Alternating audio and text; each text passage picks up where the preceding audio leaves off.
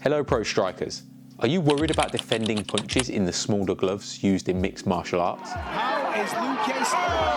Would you like to feel more confident when sparring or competing, trusting that you know how to stay safe against a power puncher? Well, today we will be discussing the different ways to defend against punches in MMA. By the end of this video, you'll have a more complete understanding, giving you the tools required to effectively defend against punches in the cage.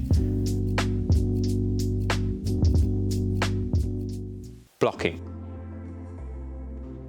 Blocking is the most basic technique, but probably the most important. Even elite fighters with great head movement will lean upon the block, as there will always be a moment in a fight where it's needed. Blocking involves using your arms to absorb the impact of your opponent's punches, and it is a necessity to have a good career in mixed martial arts. Blocking is not as reaction demanding as evading a punch, and you don't have to worry as much about which punch is thrown with a tight guard. You can sit the elbows into the hips, open the hands with the palms protecting the face, and cover a large surface area with your forearms. You only have to make slight adjustments to block pretty much any punch, and it isn't as taxing on reaction or reflexes, making it incredibly energy efficient.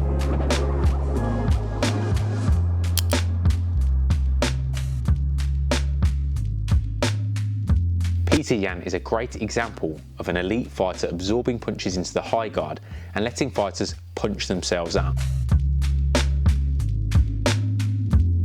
When fighting big hitters, it can be a little risky to leave the head unprotected when attempting an evasive maneuver, like a slip or a lean back. Putting something in the way, like using the shoulder or bicep to protect the head, may be a wiser choice. Combining a block with a turn can take the sting out of the punch.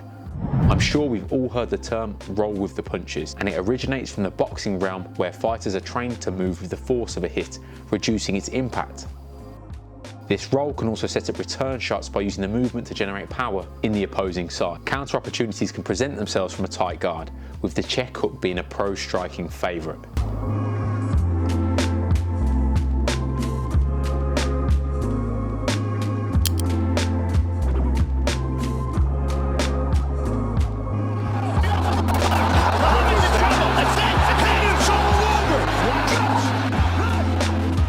If a fighter is presented a clear target to hit, they can leave themselves open by disregarding the potential for counters, a potentially very costly mistake.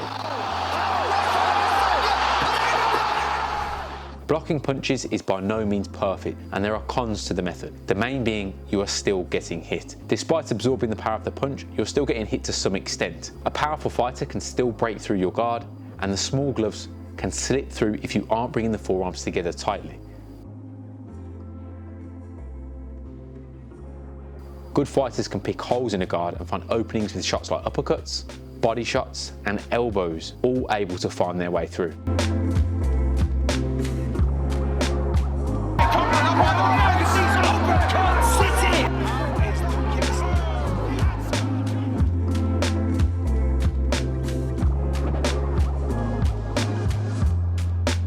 Body shots are a major concern, as in mixed martial arts you'll be forced to use the forearms to protect your head, exposing the body, as opposed to boxing where the gloves can cover more surface area of the head, meaning you don't have to bring the arms as high.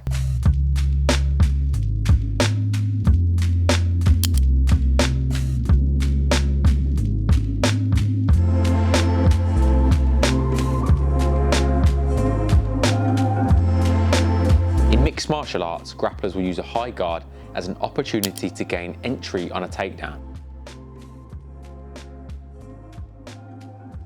With the hands up by the head, it leaves the defender a step behind, as well as giving up the hips when standing tall. A strategy used by many is to get the fighter to cover up high, particularly when against the fence, and then shoot underneath onto the legs.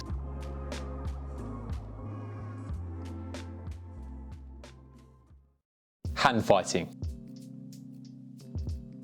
The long guard is a staple in Muay Thai and pugilism. It is used to keep the fighter at a literal arm's length, which is especially useful for taller, rangier fighters. The outstretched long arms can make it difficult for fighters to come around with wide shots like hooks, with the chin tucked behind the shoulders, with the arms in the way to deflect oncoming punches. With the fingerless gloves used in mixed martial arts, hand fighting can be used to grab at the hands, wrists and forearms of an opponent to prevent them from punching and make a long guard more effective. This can be very irritating to deal with, and hand fighting can be used to set up attacking options like elbows and clinch fighting. The major con to the defence is it can leave a fighter susceptible to things like body kicks, and certain punches like uppercuts have the potential to find their way through. Parrying. Parrying a punch can be an excellent way to defend without experiencing the impact of the blow. There are plenty of counter-attack opportunities available, and a well-executed parry leaves you in a good position to do so. It can be a safe way to gauge the timing and speed of an opponent without having to take any damage, particularly in the early going of a bout. When parrying, you stay in your natural boxing stance, enabling you to throw punches effectively. In addition, a parry can leave your opponent off balance and vulnerable to a counter-attack. Parrying is a natural and instinctive move, with fighters pouring out at a jab a regular occurrence. When a punch comes in at you, the natural reaction is to deflect it with your hand. It requires minimal energy compared to other techniques like slipping or rolling. However, you need to time the parry well and use the correct technique, otherwise it can get you into trouble. When fighters jab from the waist, it can be much trickier to time, with fighters like Bobby Knuckles demonstrating an excellent example of this. Like with any technique, there is a risk to reward factor, and a parry can open you up to feint attacks. If you mistime your parry, it leaves your head exposed. Good fighters will make a note of how you defend and look to exploit it by throwing feints to trick you into parrying, only to follow up with a different attack.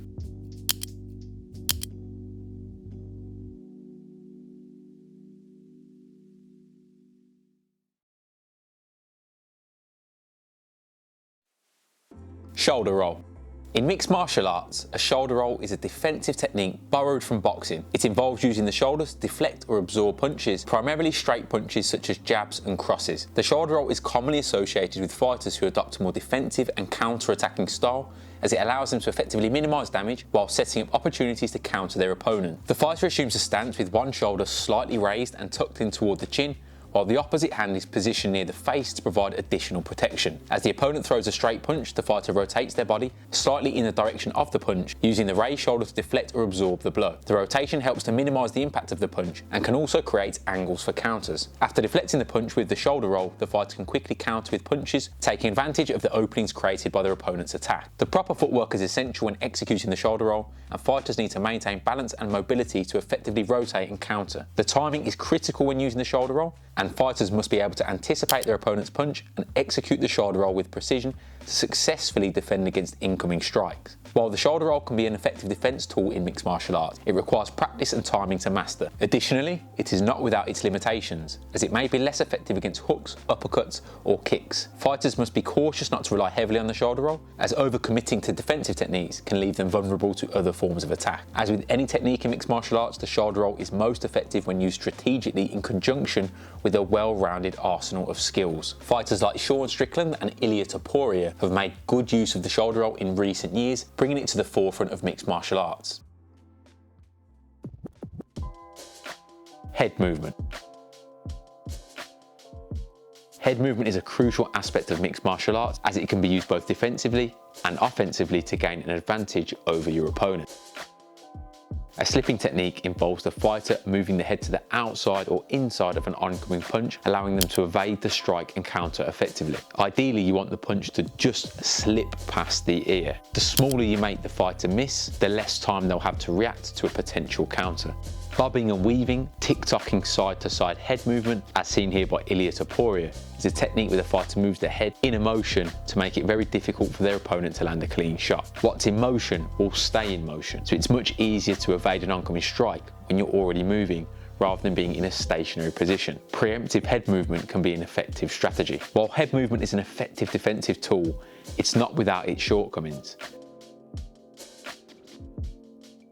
Excessive head movement can leave a fighter off balance, susceptible to takedowns or counter-attacks, and over-reliance on head movement can be a bad thing.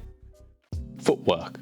Effective footwork begins with proper stance and balance. Fighters maintain a stable base, distributing their weight evenly between both legs, ready to move in any direction at a moment's notice. This can be a very useful tool for avoiding punches. Lateral movement is a fundamental footwork technique. By circling away from the opponent, fighters create angles and distance, making it much more difficult for an opponent to land clean punches. Ideally, a fighter circles backwards and away to prevent themselves being run into the cage wall. The cage wall is deaf, and if a fighter's squared up here, they'll be particularly vulnerable. Angular footwork is a staple of any mixed martial artist, and by stepping at diagonal angles, fighters can slip past their opponent's punches while simultaneously positioning themselves for counterattacks. Pivoting footwork is a crucial way for managing distance, and it can bring you away from a fighter's power punch. Fighters can use it to create space to avoid punches and reset the fight on their terms. Changing levels is a very deceptive footwork tactic, and it's something Ilia Topuria has been using masterfully in his run to the title. By dropping stance, fighters can slip under an opponent's punch, frustrate the attack, and again set up counter opportunities. False entries by stepping in, luring a fighter to throw an offensive strike before springing back out of range, can leave great openings to attack a fighter whilst he's out of position. In the intricate dance of mixed martial arts, mastering footwork is vital. By utilising lateral movement, angular footwork, pivoting, changing levels, fighters can use it to evade punches with finesse and keep themselves safe in the cage. To have a complete defence in mixed martial arts, we need to incorporate all the mentioned movements. The best fighters don't rely solely on a single form of defence, and they blend the techniques together. As much as it is a case of utilising correct technique, having a good fighting stance, it's also about reacting correctly and timing the opponent's oncoming punches accordingly. This can be developed in the training room through both drills and sparring. What is your favourite way to defend punches in mixed martial arts? Do you find it difficult to do so? I hope you enjoyed the video. Pro striking out. I'll catch you later.